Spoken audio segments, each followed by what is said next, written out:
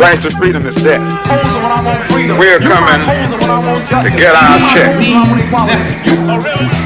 Black First brothers and sisters, welcome to the Afro Elite YouTube channel. I am your host, Afro Elite. Before we get started, please make sure that you guys hit that subscribe button and hit the notification bell so you do not miss out on any future content. Leave a thumbs up and share this on your various social media platforms because that really does help the reach and growth of the channel. It's Black History Month. We're taking this channel very, very far. We're gaining subscribers at a very fast rate thanks to you guys helping, watching, and supporting this channel. So I want to thank you guys for everything that you guys do. Now, we have a unfortunate story today, but a story that didn't necessarily end in tragedy, a story that can end in victory. So I'm going to keep up with it. But the lamestream media is really downplaying the story that's happened, which is something that nobody should be surprised about. I'm going to play for you guys a video real quick, and then I'm going to read an article about the situation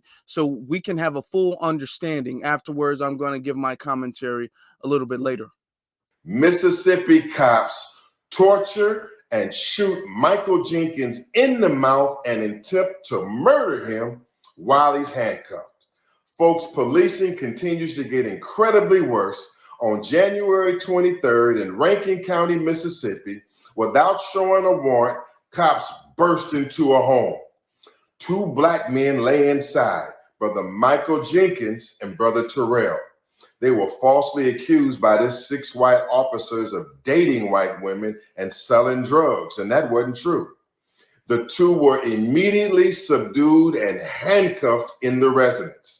But instead of taking the handcuffed men into immediate custody for their alleged crime, the 6 white cops decided they would hold the men hostage and terrorize them for nearly 2 hours inside the home. While the men were handcuffed and bound, these 6 Rankin County white cops beat the men while they were handcuffed, tased the men repeatedly while they were handcuffed, punched, slapped, and beat the men while they were handcuffed. And incredibly, the white officers used waterboarding tactics in this raid. I'm talking about waterboarding. Waterboarding is when you have a person in your custody and you pour water or liquid all over their faces while they're on their back so that the person you have in custody will believe they will drown and confess something to you. This technique was outlawed by the U.S. military when they illegally used it in Iraq. Then in the course of this torture and physical abuse and humiliation, Rankin County sheriffs were both putting guns to both men's heads, threatening to kill them while handcuffed. Then tragedy struck when one of the sheriffs shot Michael Jenkins in the mouth.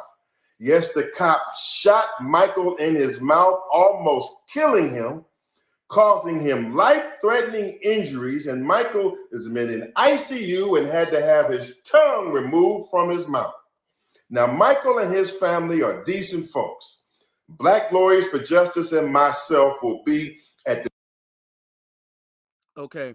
Now, the shout out to the sister for tagging me in this video. So our sister Kim for tagging me in this video. Now, the video ends a little short because Twitter only allows you to play 2 minutes and 20 seconds of it, but you pretty much get the gist of the fact that these innocent brothers were tortured for allegedly dating white women by these race soldiers. And this is why we call them race soldiers, not because of something that they used to do, not because it sounds cool, not because we have a narrative or an agenda or anything like that, because of their actions that they do today, not 50 years ago, not 20 years ago, not 10 years ago, today. This happened in recent time, today.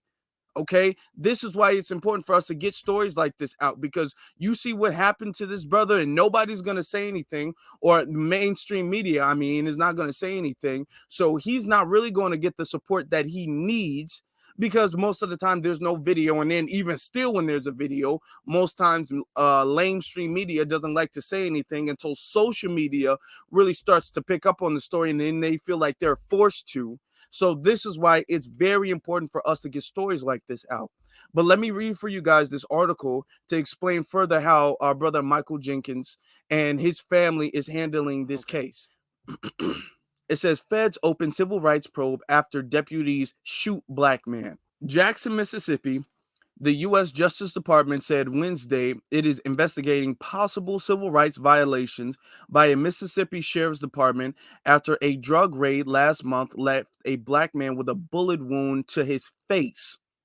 Okay, possible. I don't see how this to me is a hate crime. You can't tell. How is this not a hate crime? How is this not a hate crime? When does this happen to anybody who is not black? What stores do we have of police doing fake raids and stuff like that to people who are not black? I mean, and didn't Joe Biden say that he was going to crack down on no-knock warrants and all of this? Okay, so a possible drug raid, yeah, all right, okay, and a possible civil rights violation, man. Let's continue. Let me not go off. Let me continue. There is a stark discrepancy in how police say the January 24th incident unfolded and what the lawyers for the family of Michael Corey Jenkins say occurred. The lawyers claim that it was a racially motivated attack, while police say the shooting occurred after someone pointed a gun at deputies during the late night raid at a home in Rankin County, just east of the state capital of Jackson. Now, here's how you know that that's a lie, because when police do raids and stuff like that, the same way with Breonna Taylor, when they do raids, they all have body cams. Pretty much nowadays, all police officers, especially when they're doing raids and all, they have body cam footage. Okay, if there's no body cam footage, that's because the police do not want there to be body cam footage. Okay, so I don't believe that they just bust in the house and somebody pointed a gun, so they had to shoot this young man in his face. I do not believe that. I believe they're lying. And how I know they're lying, because if they were not lying, they would be able to prove that.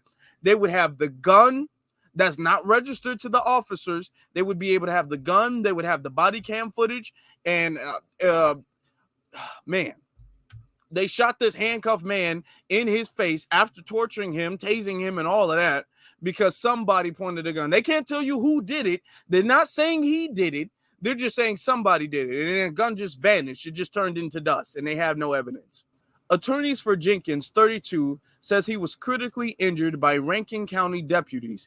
Jenkins was released from the hospital Tuesday and attended a news conference Wednesday, where he nodded affirmingly when his lawyers, Malik Shabazz, asked if deputies beat him and shot him in the mouth. This really is a tragedy. Okay, this man's life at the young age of 32 will never be the same again. Okay, he had to have his tongue removed.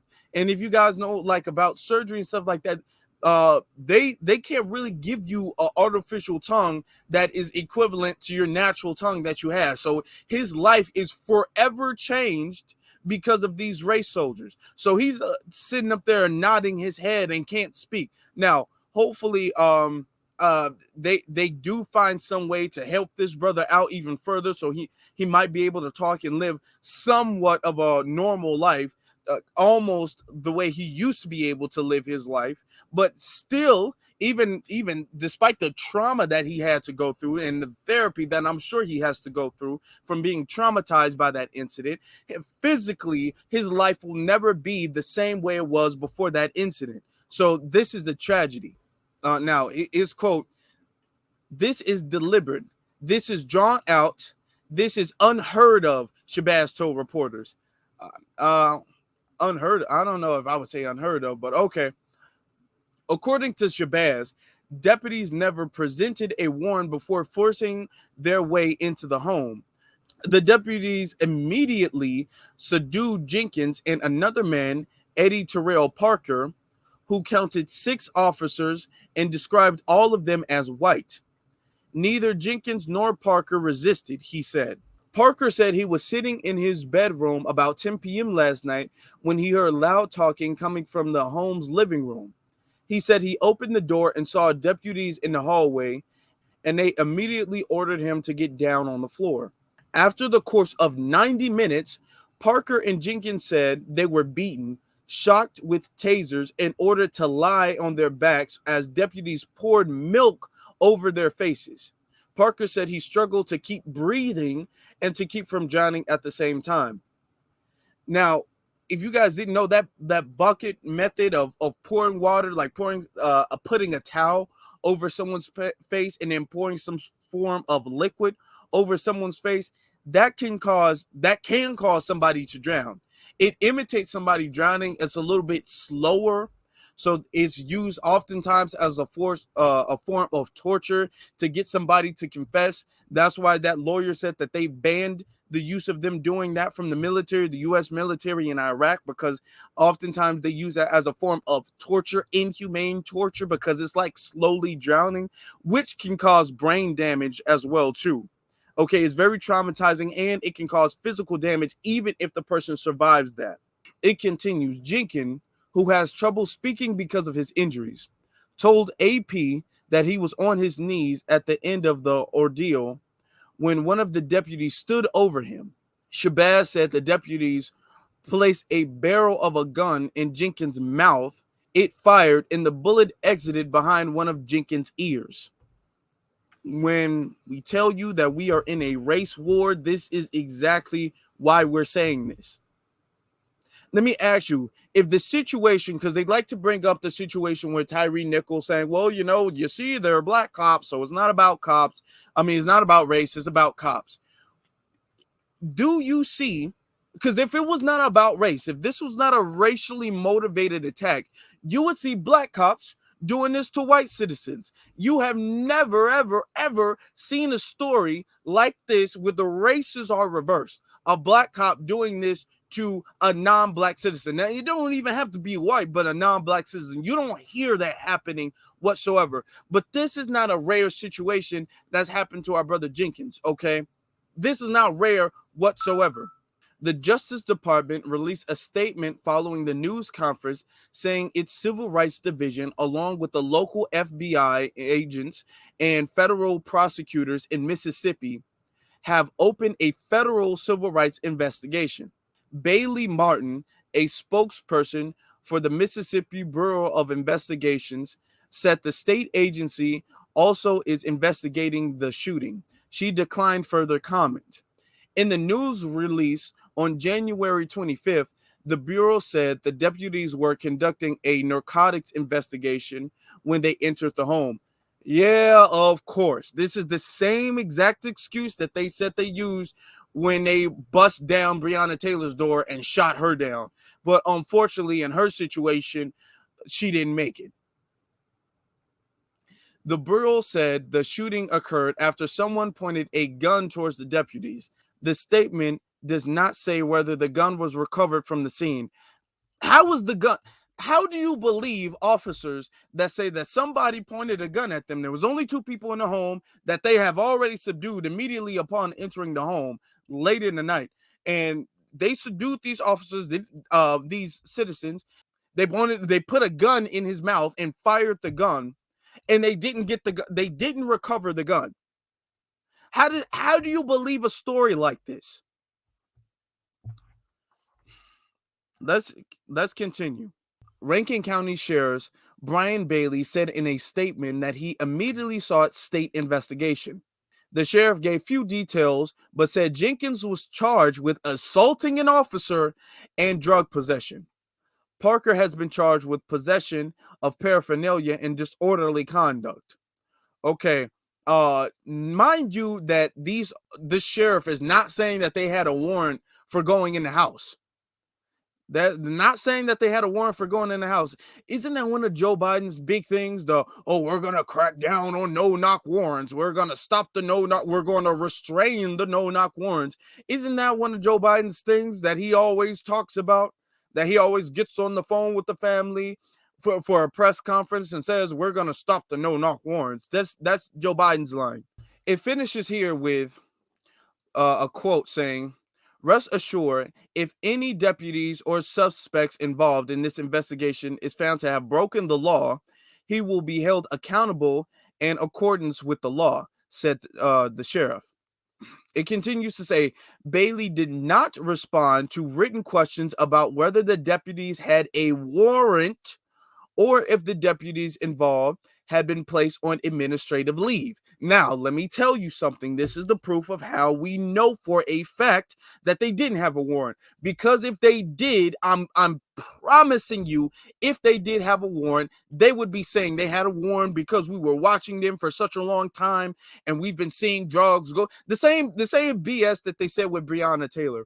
They would say, "Oh, we've been watching them for such a long time. We've been surveilling them and we've seen drugs go in and out of this residence. So we got a no-knock warrant, or we got a warrant," because they did knock. Okay, they just bust in the house. So the judge signed off on the no-knock warrant. That's their excuse that they had with Breonna Taylor to kind of save face. So I'm telling you right now, if they had a warrant, they would have said that. If he put these officers on administrative leave, he would have said that too. So these officers are just free to roam around and shoot other black men in the mouth as they please. And there was no knock warrant. There was no warrant. I mean, this is why it is so important for us to do what we do. This is why it is very important for us to get these stories out, because lamestream media is not going to get these stories out. We have this family, this brother's life will forever be changed because of race soldiers, because of racism in America. So when somebody comes to tell you that racism is getting better, when somebody comes to tell you that, you know, it's bad, but it's not like it was in the 50s and 60s and 70s, they're lying to you. Racism is not something that can get better. Racism is something that can either be here or not be here. Okay, this man's life is forever changed, not because he was a drug dealer, not because he was some criminal like the officers and the sheriffs in Mississippi of all places are trying to tell you. These are probably damn Klansmen or whatever type of gang that they're a part of, and they're winning this raid because they thought that this man was snuggling up with some damn inbred white women. This is why it is important for us to get these stories out. Now, I'm going to keep track of this story to make sure that we give justice for the family, because lamestream media is not going to do it, and the family needs publicity so they can have support trying to get their civil rights violation. Because what they will do is they will say, "Oh, well, it looks like there's nothing we can do. I'm sorry." There has to be a community pushback.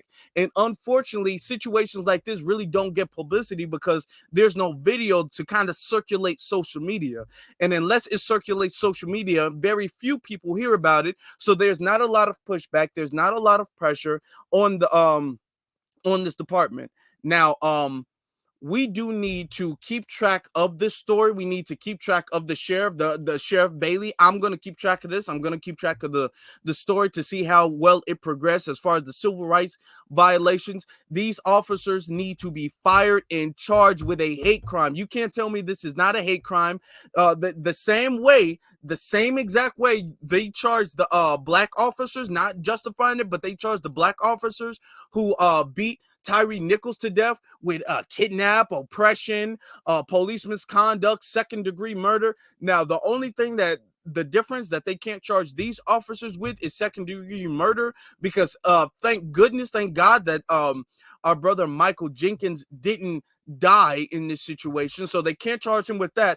But all of the other charges, charge him with oppression, charge him with police misconduct, police abuse, charge him with lying on police reports because y'all didn't have a gun, so I don't believe that there's a gun. Charge him with all of that stuff. All of that stuff they need to be charged with. Okay, I say you put a gun in somebody's mouth and you fired the trigger, they need to be charged with attempted murder, not second degree, but they need to be charged with attempted murder. That's what I have to say about it. Brothers and sisters, please let me know what you guys think in the comment section below. What do you guys think about the situation? Have you heard of this situation before? What do you guys think the officer should be punished with? Let me know that in the comment section below. Also, please, you can follow me on my social media pages, which is at AfroElite on Instagram and at the AfroElite on Twitter. Don't forget, before you leave, please don't forget to subscribe to the channel, leave a thumbs up, hit that notification bell too, so you don't miss out on any future content. Leave a thumbs up, share this to a family, friend, or on your various social media platforms so we can help grow and make this channel more powerful. With that being said, my brothers and sisters, thank you very, very much for watching. B1 salute to every single last one of you guys. Shout out to our sister Kim for tagging me in this. And you all have a good one.